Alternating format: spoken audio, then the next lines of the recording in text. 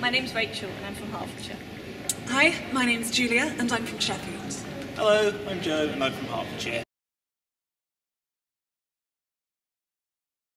We're here to try to get Julian Huppert re-elected as another Lib Dem MP in the next Parliament.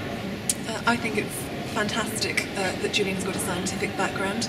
I think there need to be more people with scientific expertise, so I'm very proud to be here campaigning to get him re-elected. It was great. Lovely day for it, lovely weather, lovely to get out and just talk to people, talk to voters, hear what they're interested in and try to put forward our case, try to put forward why we think they should go along with our party and why they should vote for Julian. That's what democracy is about. You need to get out and talk to people and hear what they're saying.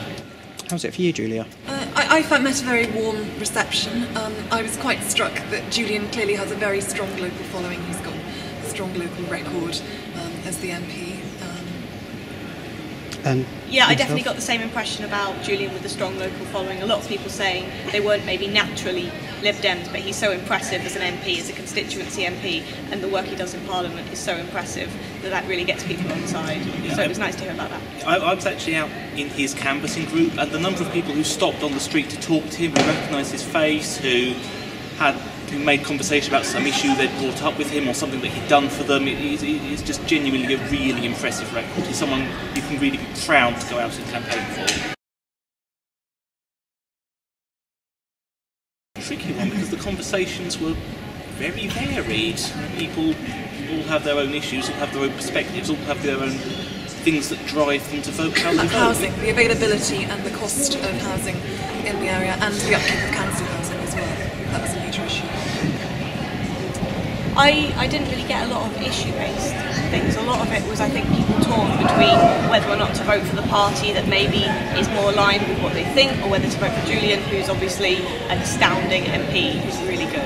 So I think that's a lot of what people think, I guess. Sorry, I didn't mean to talk over you there. I actually had a little conversation with someone about our electoral system and how it forces you to make that kind of choice, that she's not naturally a Lib Dem, she preferred to support a different party, but that Julian's got such an impressive record. She was genuinely unsure what to do, and we talked about it for a while, and essentially it comes down to the question of what you think you're doing, which function of your vote you think is most important, whether the vote for the person or the vote for the party is what should count. It's a tricky question, I'm not claiming to have the answers.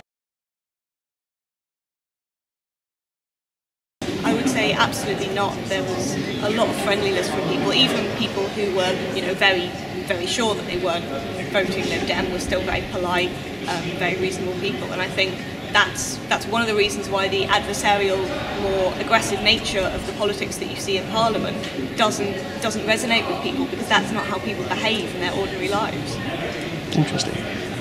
Yeah, people are friendly. People, as a general, you get a couple of people who are nasty or aggressive, but it's not a big factor. People, on the whole, even if they're opposed to you, opposed to what you stand for, opposed to your ideas, polite and friendly and forthcoming with that information, and a number of people really aren't hostile at all. I think it's the importance of having an MP who stands up for their constituency, that at the end of the day, what you do for the people who elect you can really make the difference, and even unite people from different political backgrounds. I think especially with Julian, he's been very visible, very active in engaging with people who live in his constituency. So like, I had someone who was saying wouldn't normally be a Lib Dem, but actually he had some issue, he emailed Julian, it all got sorted out, and so I think that's really important stuff, the fact that Julian really engages with his constituents, and I think that does very well for him. I would say just get involved at any level that you can. Just look up who your local party are, who you can get in touch with. People are always keen to have new faces, and everyone will be so welcoming and friendly. That's the experience I have, and I think that's the experience everyone has. I think so, and I think if you find you don't agree with any of the parties, or if there's one specific issue you want to campaign in, you don't even need a party backing. I've worked within the Lib Dems, but I've also worked within pressure groups. People like people who want to change things. If you think something is wrong, there are going to be other people out there who agree with you, and there's going to be something you can do to work towards that, whether it's through a political party, or an outside group, or through just getting on and doing something yourself, or trying to start some kind of change. The parties that the Lib Dems, from my own experience, but other parties as well, have got youth wings. They've got other groups within the party that stand up for particular issues. So you will find other people who care about the things you care about. Okay. So yeah, even within the Lib Dems, we've got Liberal Youth, we've also got LGBT plus Liberal Democrats, we've got the BB network, we've got all sorts of things. So yeah, if there's a particular thing that interests you, you will find it. The party is a very broad church, and there are people with a lot of different views in here, and a lot of different interests, and you will find somewhere.